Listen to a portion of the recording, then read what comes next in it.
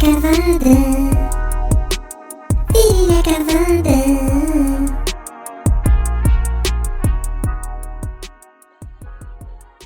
Fala, meu povo! Está começando mais um podcast Virilha Cavada.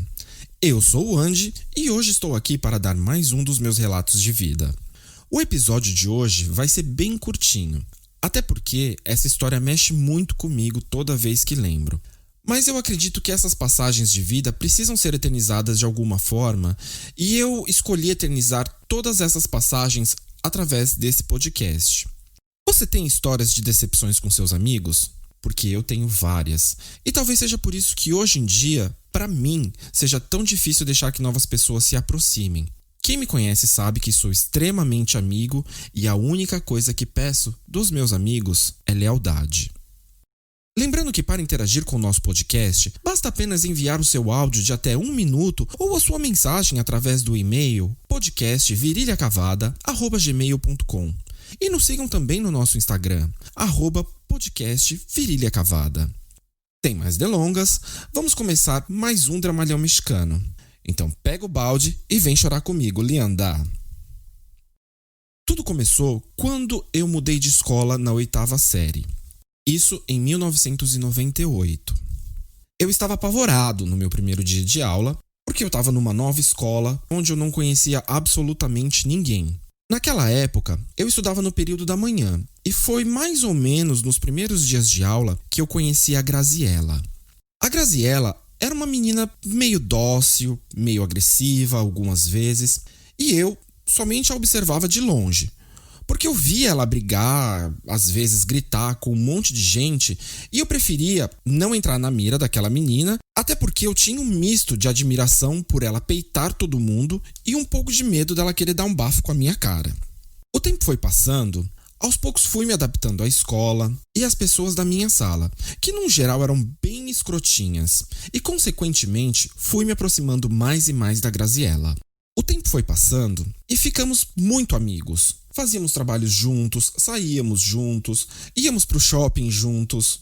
Eu adorava a companhia dela, pois a gente tinha alguns arranca-rabos, mas no final tudo ficava bem como se nada tivesse acontecido. E daí a nossa amizade foi crescendo mais e mais. Terminamos a 8ª série e começamos o primeiro colegial no ano de 1999. Mas pro meio do ano, boa parte das meninas da escola já estavam com seus namoradinhos ou ficando com alguns caras, e dava pra sentir que aquilo incomodava a Graziella, até porque ela era fora do que se denomina padrão. Ela era gordinha, baixinha, tinha cabelo ondulado, pintado de um vermelho muito forte. Ela era cheia de piercings na orelha, tinha piercing no nariz. Ela era completamente diferente das outras meninas da escola, que queriam fazer aquela linha patricinha, meio Barbie, e estavam sempre muito maquiadas, com cabelo liso de prancha, eram bem magras. Enfim, aquele tipo de padrãozinho que a gente já conhece e que os adolescentes tanto se crucificam para ter, que no final é apenas para ser aceito pelos demais adolescentes. Foi aí então que a prima da Graziella, meio que comovida com aquilo, inventou de apresentar um amigo dela do trabalho para minha amiga. Os dois saíram, foi meio que aquele encontro às cegas, e a princípio a Graziella havia dito que o encontro só tinha sido bom, só isso, nada mais nada menos. Ela não apresentou nenhuma reação a mais sobre aquele encontro. Então, para mim, como não havia nenhuma empolgação na entonação dela, eu pensei que aquilo não fosse pra frente. E foi onde eu me enganei. Se não me engano, mais ou menos 3 meses depois, eles estavam namorando. Ela, consequentemente, na empolgação do início de um relacionamento, falava dele constantemente. Aliás, praticamente o tempo todo. E algumas dessas conversas, ela contou que esse rapaz que se chamava Roger tinha um irmão que era gay e que era casado, mas que traía o marido à torta e à direita. Confesso que naquela época, essa informação meio que me deu uma chocada, porque eu tinha 14 anos na época e, sim, eu iniciei a escola 1 ano antes do normal, porque geralmente as crianças começam a primeira série com 7 anos, eu comecei com 6. Então, naquela época, eu já havia beijado meninos, mas eu não era assumido. Tanto que o meu primeiro namorado também era da nossa escola e também andava no nosso grupo de amigos. Mas a gente não ficava muito juntos, nos mesmos grupos, para não dar muita pinta. E ninguém sabia que a gente namorava. E aquela informação sobre o irmão do Roger acabou me chocando um pouco, porque eu pensei que aquilo uma hora mais cedo ou mais tarde ia acontecer comigo. Inocente eu. Um certo dia, marcamos de sair para que eu fosse conhecer o Roger. E logo de cara, nos demos muito bem. Ele era um cara muito engraçado, mas ao mesmo tempo, muito afeminado. E eu não estou colocando essa questão de ser afeminado como um defeito, mas apenas estou dizendo que para um adolescente de 14 anos era impossível não julgar. Mas guardei todos os meus julgamentos para mim. Não falei nada para absolutamente ninguém. O Roger era um cara super alto astral. Era aquele tipo de cara que ria mais alto na mesa, falava muito alto, era bem espalhafatoso. E ele também era bem fora dos padrões. Ele também era gordinho, bem branco, um cabelo meio loirinho, curtinho, batidinho. E ele tinha um sorrisão bem largo. E ele era uma companhia extremamente agradável. E que aos poucos foi fazendo com que os meus julgamentos começassem a cair por terra. E com o tempo, aqueles julgamentos começaram a virar admiração. Logo comecei a pensar que talvez ele fosse daquele jeito por conta de ter crescido com um irmão mais velho que era gay, pois assim como eu, ele não teve aquela introdução do pai macho man que nós costumávamos ter quando éramos crianças naquela época. Então, com o passar do tempo, cada vez mais a gente ia se dando melhor. E nos encontros com eles, que eram mensais, passaram a ser semanais e todo o nosso grupinho começou a fazer uma série de coisas juntos todos os finais de semana. Alguns anos antes, eu havia ganhado o prêmio de melhor ator em um festival de uma escola de inglês chamada Cultura Inglesa, onde eu representava a unidade de Santo André. E muitas das pessoas dessa escola diziam para eu procurar um curso profissionalizante e quem sabe seguir carreira. Foi então onde comecei a procurar por um curso de teatro e o Roger me disse que conhecia um grupo novo, um grupo amador, que estavam começando, fazia pouco tempo que haviam começado. E aí, todo o pessoal do nosso grupinho decidiu ir ver como esse grupo funcionava. E acabamos ficando todos por lá. Iniciamos nesse grupo e as reuniões eram todos os sábados. E nesse grupo tinha um diretor que era um senhor um pouco mais velho, ele tinha lá seus 40 e tantos anos, e que por sinal também era professor da escola que gentilmente nos cedia o teatro para que a gente pudesse ensaiar. Ele explicou tudo pra gente, ele explicou que todos do grupo ajudavam participando de eventos, fazendo freelas para empresas da cidade, tudo em prol de juntar uma grana com esses eventos para conseguir registrar o grupo como uma ONG e, enfim, conseguir patrocínio e fazer com que o grupo se tornasse profissional. Todos nós ficamos extremamente encantados com a ideia. Compramos a ideia desse grupo logo de cara. Passamos 1 ano e meio fazendo peças de graça, feiras onde tínhamos que trabalhar em barracas servindo o povo, entregávamos filipetas no farol para algumas lojas da cidade, onde eles pagavam por esse serviço, mas o dinheiro não vinha para nossa mão. O dinheiro ia para uma conta que era do grupo de teatro. Fizemos muitos eventos sem ganhar R$1, muitas vezes sem ganhar o que comer, muitas vezes embaixo de sol a pino, sem ter nem água para beber. Mas como tínhamos uns aos outros, sempre fazíamos tudo rindo e sempre achávamos algum motivo para dar gargalhadas de tudo. Tudo acabava virando piada. Então, aquelas coisas que a gente fazia acabavam ficando não tão pesadas como realmente eram. Mas depois de 1 ano e meio, todos nós do grupo sentamos e fizemos as contas e ali o que a gente já havia ganhado daria para registrar o grupo como uma ONG. Fomos atrás do diretor e tivemos a maravilhosa notícia de que ele havia gastado todo o dinheiro que o grupo havia trabalhado por 1 ano e meio para juntar. Aquilo acabou com todos nós.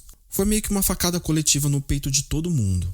Nós éramos apenas adolescentes, lutando por um sonho enquanto tinha uma outra pessoa se aproveitando disso. Ali, eu e muitos outros acabamos desistindo do grupo. Algumas outras pessoas decidiram dar uma segunda chance para aquele diretor e decidiram continuar no grupo. E um deles foi o Roger, que pouco tempo depois viu que o cara era um tremendo picareta que tirava proveito de menores para conseguir dinheiro fácil e acabou saindo do grupo. Dali em diante, nunca mais botei o pé em nenhum outro grupo de teatro. Enfim, nesse período, o namoro da Graziella e do Roger ficou um pouquinho abalado porque ela havia saído do grupo comigo e não concordava dele ficar.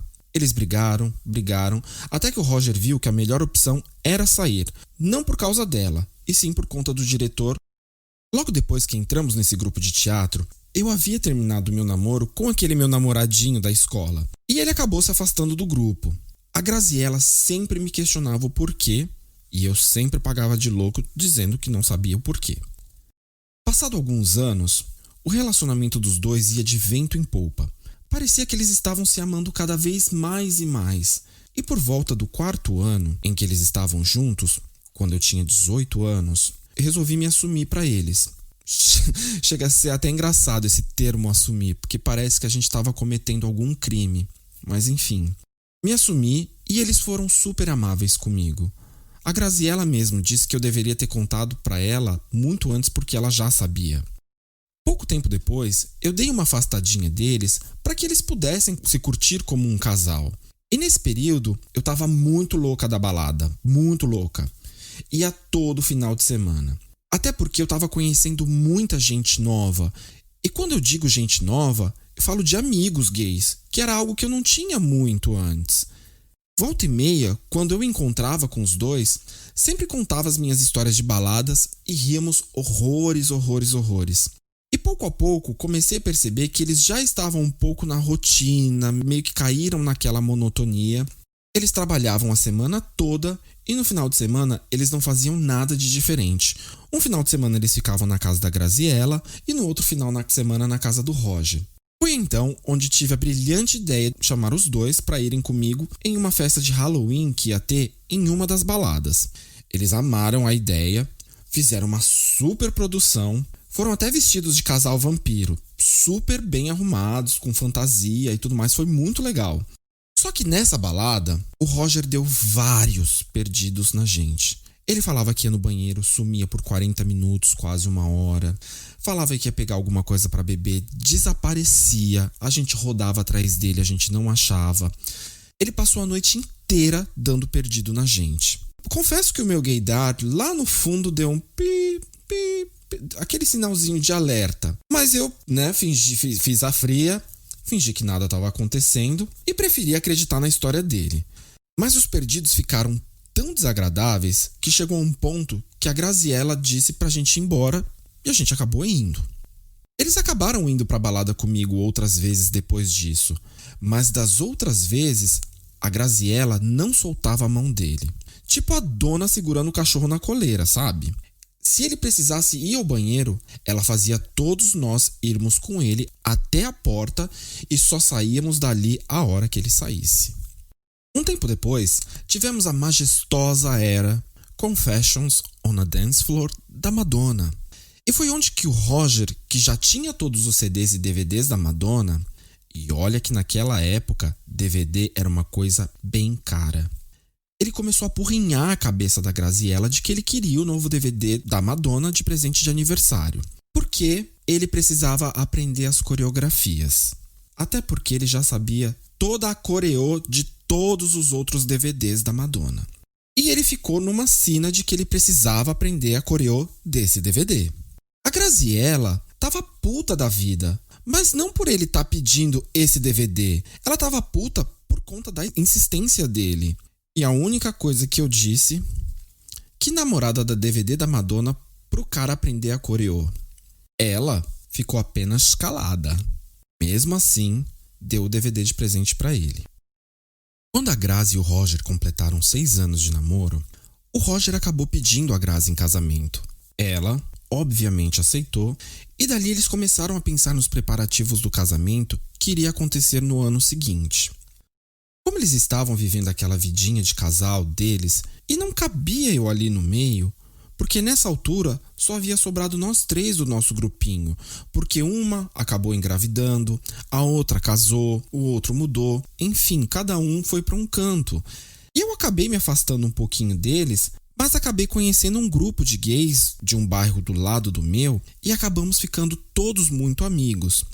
E nessa roda de amigos tinha um rapaz chamado Alexandre.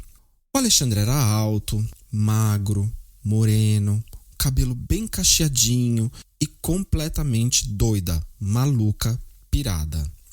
E era na frente da casa desse Alexandre que nos reuníamos todas as tardes. Daí a gente bebia, fazia campeonato de dublagem, era muito engraçado.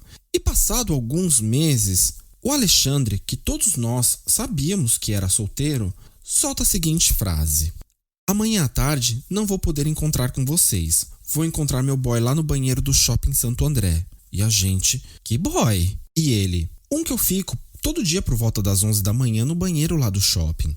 Ele trabalha entregando marmitas da empresa da mãe dele para os vendedores ali das lojas. Daí, quando ele termina as entregas, a gente vai e se pega no banheiro. Meu sangue gelou na hora, porque o Roger trabalhava para a mãe dele entregando marmita para os vendedores das lojas daquele shopping. E só por desencargo de consciência, eu perguntei para ele: por acaso esse seu boy é gordinho, meio loirinho, tem um cabelo curtinho, batidinho? Na lata ele soltou: sim. Por quê? Você conhece o Roger? Eu respondi: sim. Ele é noivo da minha amiga de escola. E ele disse: eu sei que ele tem noiva. Na hora, a minha vista escureceu. Eu fiquei completamente atordoado. Eu não sabia o que falar, não sabia o que fazer. E aquela dor barra raiva, como se fosse... acabei tomando como se fosse minha. Daí, naquele dia, eu só consegui voltar para casa para tentar pensar no que eu ia fazer sobre isso. Depois desse dia, nunca mais voltei na casa do Alexandre, porque eu não queria saber de mais nada do que acontecia entre ele e o Roger. E tentei me aproximar da Graziella novamente. Ela estava completamente radiante com a ideia do casamento. Não sonhava ou tampouco desconfiava de nada. E naquela época em Santo André, como a cena gay não era tão grande como é hoje em dia, as gays tudo meio que se conheciam. E foi aí, então, que à medida que eu tentava me reaproximar da minha amiga, cada hora pipocava uma história nova do Roger traindo ela com outros caras. E eu ficava cada vez mais desesperado com tudo isso.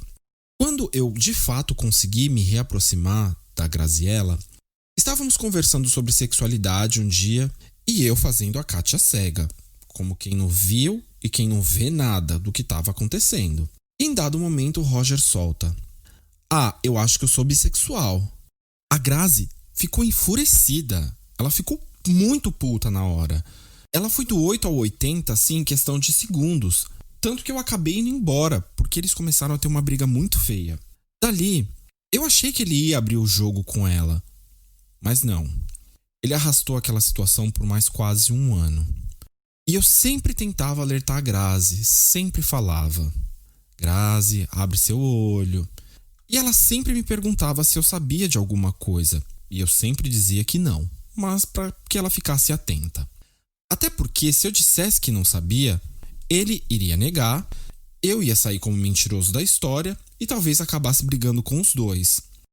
Foi então onde eu acabei ouvindo uma história tão cabeluda, dizendo que o Roger havia se pego no banheiro do shopping com o Alexandre e mais outros 2 caras. Foi onde esperei a oportunidade certa, onde estaria apenas eu e ele, e aí coloquei ele contra a parede e disse que já fazia um ano que eu estava esperando para ter aquela conversa, pois há tempos eu vinha escutando as mais diversas histórias com o nome dele, e no final ele simplesmente disse que era mentira, na maior cara de pau. Um certo dia, fui ao shopping, fiz a repórter investigativa sim, fiquei com a pulga atrás da orelha e fui investigar. Fiquei na praça de alimentação esperando dar o horário do término das entregas dele. Foi quando vi o Roger passando, entregando as últimas marmitas. Eu comecei a seguir ele, entrando de loja em loja para que ele acabasse não me vendo. Ele terminou de fazer as entregas e pulou pro banheiro. Eu esperei uns 5 minutos e entrei no banheiro também. Ele não estava em mictório nenhum.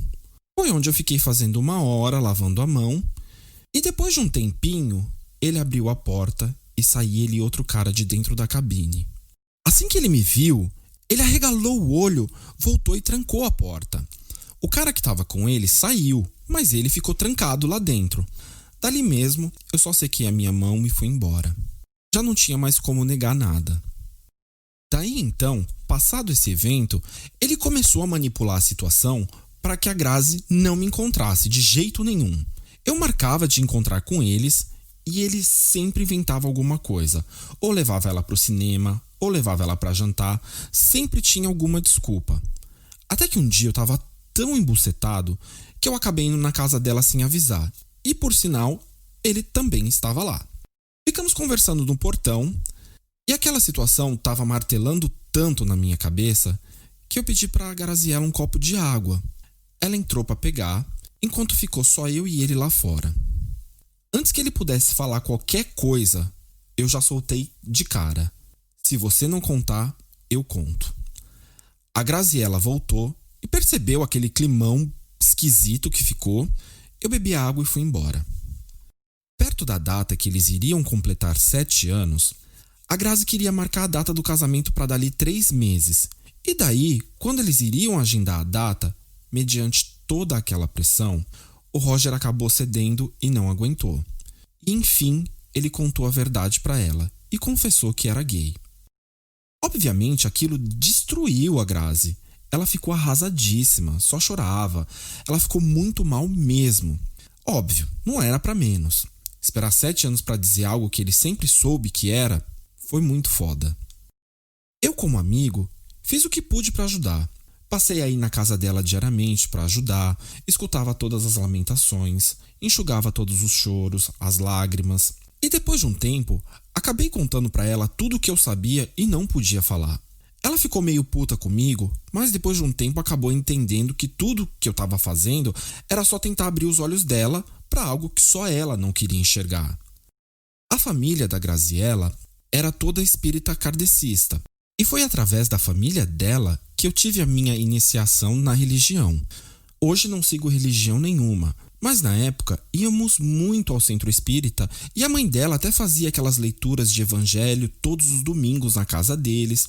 E eu achava que a mãe dela gostava muito de mim porque ela me conhecia desde os meus 14 anos e sabia que eu sempre fui muito amigo da filha dela.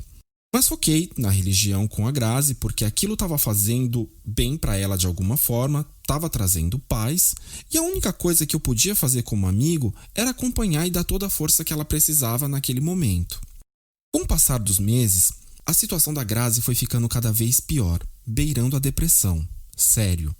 E para piorar, um certo dia ela acabou me revelando que ela ainda mantinha contato com o Roger como amigos e que ele contava para ela todos os boys que ele estava pegando, fazendo com que ela silenciosamente ficasse cada vez pior. Foi aí que a Grazi acabou caindo na vida de balada comigo. Que, por sinal, era ela que estava comigo na balada que citei no episódio 4, Phil, o boy lixo, e que ergueu a minha mão para que eu subisse no palco quando a drag chamou. Se eu não me engano, no episódio 4 eu dei um outro nome para ela. Mas enfim, para que vocês entendam, era ela. E foi numa dessas situações que aquilo aconteceu do episódio 4. Então, naquele momento, eu tava tentando me curar do Phil e ela tentando se curar do Roger. Saíamos todos os finais de semana. Pouco tempo depois, a Grazi arrumou um outro namorado. Mas foi tudo muito rápido entre os dois. Na verdade, eu acho que foi mais desespero de causa para dizer que ela não estava sozinha enquanto o Roger estava fazendo a festa. E esse novo boy dela começou até que sair com a gente e, a princípio, ele parecia ser super legal. Mas em pouco tempo, a carapuça sempre cai. E aí ele começou a se mostrar quem realmente era. Aos poucos ele começou a proibir ela disso, daquilo, proibir uma roupa, proibir de ver certos amigos. Tanto que, depois de tantas proibições, eles acabaram terminando. Depois do término, dá-lhe a Grazi voltar para a vida noturna comigo, só que dessa vez ela estava muito pior. Um certo dia, fomos para um bar que já não existe mais, chamado Santa Sara, que ficava na frente do Hotel Maxud Plaza. Eu não sei o que deu nessa menina naquela noite, mas ela bebeu tanto, tanto. E o Rêmulo, que eu também citei no episódio 4, trabalhava nesse bar e dava todas as bebidas de graça pra gente. Isso foi antes de eu descobrir alguma das coisitas sobre o Rêmulo, que eu também citei no episódio 4, então se você tiver curiosidade, vai lá escutar. Essa menina bebeu além da conta. tanto que ela caiu 2 vezes de costa na pista, que nem mamão maduro, de braço aberto. Foi uma cena horrorosa. E quando eu vi que ela estava causando demais, levei ela para a parte de cima, onde tinha umas mesinhas. E pouco tempo depois, ela vomitou muito na frente de todo mundo. E as pessoas começaram a se afastar com muito nojo, óbvio, não era para menos. Como era um bar bem pequeno, em questão de segundos, a área de cima ficou tomada pelo cheiro de vômito, fazendo com que boa parte das pessoas que estavam lá na parte de cima fossem para a parte de baixo no outro bar. Foi que aí, do nada, essa menina desmaia. Eu e mais 3 caras, né, cada um segurando numa extremidade dela, um segurando um braço, o outro segurando o outro, um numa perna e eu na outra. Tentamos levar ela para a parte de fora do bar. E nesse momento que a gente estava carregando ela, descendo a escada, um rapaz virou uma latinha de cerveja nela, derramando todo o líquido na cara da menina que estava desmaiada. Eu que estava numa situação de desespero, pois eu frequentava aquele bar e conhecia todo mundo. E aí mistura aquela coisa de desespero, vergonha por conta das pessoas que eu conhecia, e na hora eu acabei perdendo a linha. Eu soltei a perna dela, subi correndo a escada e dei um soco na cara do rapaz.